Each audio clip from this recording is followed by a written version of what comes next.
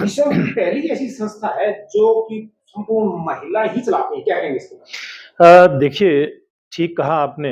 ये संस्था ब्रह्म कुमारीज़ ईश्वरीय विश्वविद्यालय जो यहाँ पे है, और ब्रह्म कुमारीज़ संस्था की स्थापना जो 1937 में हुई थी, मैं बड़े गर्व के साथ कह सकता हूँ, ये संस्था केवल और केवल मातृशक्ति के द्वारा, बहनों के द्वारा चलाई जाती है। और ये दुनिया के अंदर, केवल भारत में नहीं, दुनिया के अंदर ये महिला सशक्तिकरण का सबसे बड़ा उदाहरण इसको हम कह सकते हैं।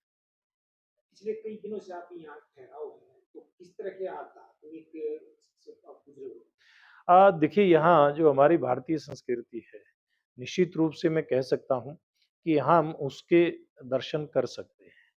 यहाँ ज़मीन से जुड़े हुए जो साधक हैं, जो इस अभियान से जुड़े हैं, वो आकर के यहाँ साधना करते हैं।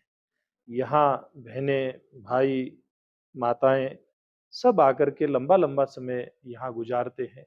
तो निश्चित रूप में ये कहा जा सकता है, अगर कोई व्यक्ति निर्माण और आत्म कल्याण की कोई जो जो बात करता है, कि वो संगठन है, और ये दुनिया के सबसे बड़े ऐसे संगठनों में से एक है।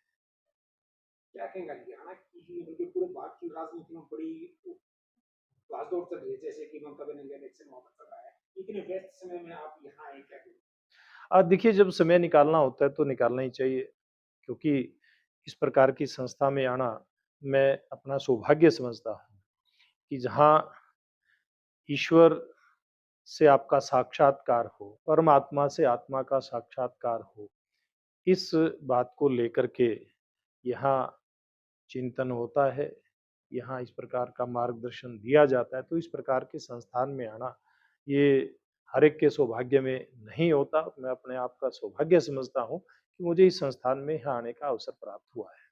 एक बहुत बड़ा इलेक्शन जो फिलहाल चल रहा है, क्या लगता है आपको बीजेपी कितनी सीट पाएगी? देखिए, अभी पोलिंग हो चुकी है, और मैं समझता हूँ, कुछ प्रदेशों के अंदर भारतीय जनता पार्टी का जो प्रदर्शन है, वो बहुत ज़बरदस्त रहने वाला है। और ये लगता है कि पूर्वी भारत के सबसे बड़े प्रदेश के अंदर, यानी कि बंगाल के अंदर, भारतीय जनता पार्टी अपना परचम फहराने जा रही है। वहाँ पहली बार भारतीय जनता पार्टी की सरकार बनने जा रही है, और दक्षिण के राज्यों में भी भारतीय जनता पार्टी का प्रदर्शन अच्छा रहने वाला है पूर्व के मुकाबले, और असम में हम तीसरी बार सरकार बनाने जा रहे हैं। ममता बनर्जी की अगर बात करें तो बहुत पुरानी लीडर हैं, बहुत पुराने समय से वहाँ पर जमी हुई। देखिए, पुराने समय से का लीडर होना और पुराने समय से जमना एक बात हो सकती है, लेकिन असली बात ये है कि आपने इतने लंबे समय तक वहाँ मुख्यमंत्री रहते हुए जनता को क्या दिया?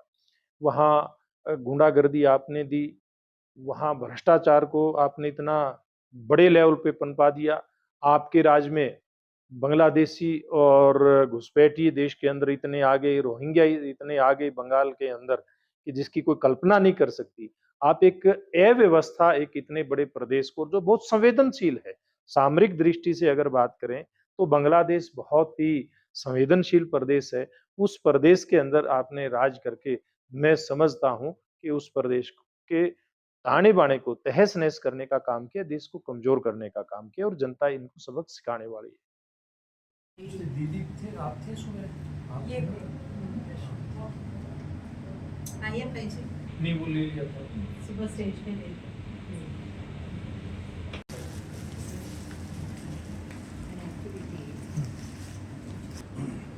ये तो हमारे जो त्योहार हैं हिंदी सब इसी प्रकार की टाइप के त्योहार कोई अलग प्रकार का मैसेज देता है। किसानों के लिए भी त्योहार है, कहीं बैसाखी है, कहीं बिहू है, कहीं पोंगल है। हाँ, बैसाखी मकर संक्रांति, तभी ये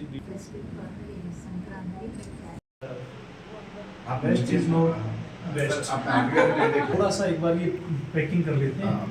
आर्टिकल ही जरूर देखा तो आपका क्या कार्यक्रम है? आपका द्वारपाल तो वही होता है, बड़ी बड़ी बहनों का ही होया करेगा, बहनें लिखती हैं। नेक्स्ट टाइम आएंगे। हाँ, मैं जरूर लेके आऊँगा। आप काम करिए ना, हम हैं।